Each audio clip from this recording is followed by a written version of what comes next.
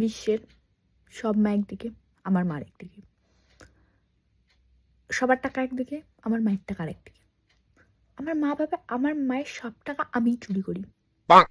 ব্যাগের থেকে 2 টাকা মিসিং থাকলে আমি চুরি করি। উনি কোথায় টাকা রেখেছে ভুলে গেলে টাকা আমি চুরি করি।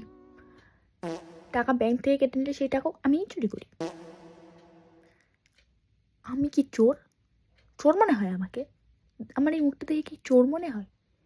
আমি আমার মাকে কিছুতেই বুঝিয়ে পারি না যে সেই টাকা আমি নিইনি। 2 দিন আগেকার ঘটনা, উনি ব্যাংকে টাকা কোথা দিয়ে ইএমআই না কিসের জন্য টাকা কেটেছে উনার। উনি এসে আমারে বলে কি আমি নাকি টাকা নিয়ে নিয়েছি ব্যাংক থেকে। আরে ভাই, টাকা ওনার, ব্যাংক ওনার, টাকা আমি কি করে নেব? ব্যাগে কোথায় টাকা রাখে ভুলে যায়, পরের দিন খুঁজে পায়। যেদিন পায় না সেদিন আমাকে এসে বলে তুই আমার ব্যাগ থেকে টাকা নিয়েছিস।